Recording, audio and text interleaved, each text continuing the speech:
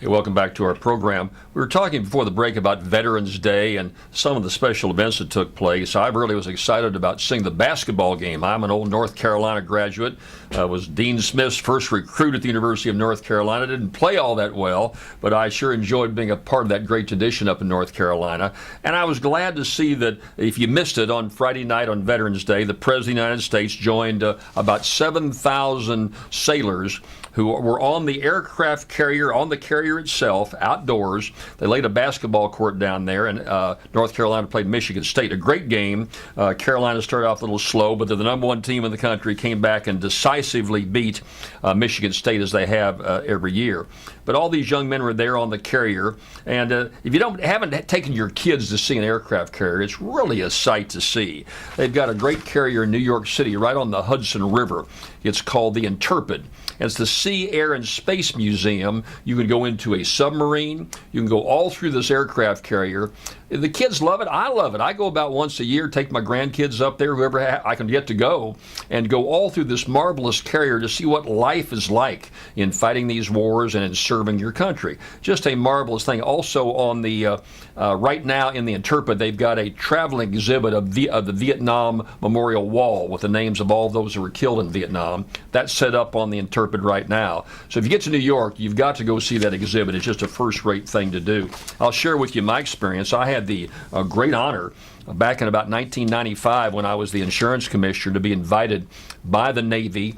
There was a training mission of the group that was located down Belle Chase, the Naval Air Reserve, and they were going to train on the USS Stennis, the first nuclear-powered aircraft carrier that was stationed in Norfolk, Virginia. It was on service outside of Norfolk, about maybe an hour off the coast.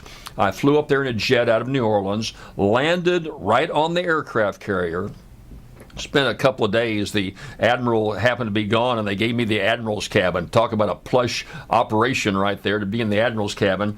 And marvelous to see all these young men and women. These are 18 and 19-year-old kids. The flight deck has maybe 2,000 men and women up there who service the planes, who get the missiles put on, who do the refueling. And they all are in sync. They all wear different hats and different colored ear protection, and each one has a mission to do. All those operating in ammunition have a certain set on. You can tell what everybody does on this flight deck. It's like a choreographed. It's just unbelievable to see all this in operation. And then while it's going on, I got up into the captain's area, into the command post. I stayed there from about midnight to 4 in the morning, watching all these planes land and take off, doing their exercises. Just amazing. They got these massive cords that are probably a foot in diameter, that steel cords that I guess are steel, that cross the aircraft carrier. The planes come in. They've got two cords. If you miss one, you get the other. Now the computer decides which cord is hooked on. I understand that within about 50 feet of the deck, you just let go. The computer takes over. The computer lands that airplane. And then if you occasionally miss, you take right back off again. Just amazing to see these pilots in operation. In a small room, they had a special team that does nothing but grease this big metal cord. Keep it greased all the time so it's got the friction to move back and forth to let these planes land. So wonderful experience. Then I got to sit down and visit with these young people. These 18 and 19-year-old kids, had a large group from Louisiana that visited with me.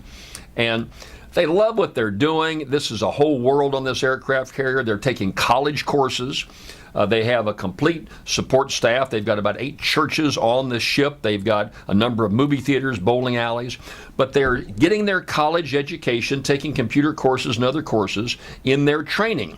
As one young lady from Jonesville, Louisiana said, Mr. Brown, she said, I'm getting a college education. I'm having the time of my life. I'm learning to meet new friends and to get along with all these people who come from all over the country. This is a chance in a lifetime for me, and it really was. I wish that my kids, and I would urge you, if you ever have a chance to have your kids go into the Navy, just a first-rate operation. Being on one of these carriers was a real treat, real distinguished honor for me. Brought me back to Louisiana. I've been talking about it ever since, about my great tack on that aircraft carrier. But again, what great basketball game. Glad the president came on the deck. And by the way, they say the deck was ready to be dismantled and the whole thing could be wiped out in an hour. In case the ship was called to duty, let's assume that something flared up in the Middle East. They'd clear all the civilians, the president, all the support staff, the basketball teams, and everybody off that ship by helicopter in 1 hour, dismantle that basketball court, and get that ship underway. Just shows you the magnificent operations within the U.S. Navy. A great time, great weekend, and a very special day on Veterans Day to honor our veterans in that way. And I applaud all those that put it together, the Navy, the President, everybody that participated. And I hope you did take some time over Veterans Day to remember those special folks. I went to a Veterans Day service at the old state capitol in Baton Rouge, Louisiana, my home.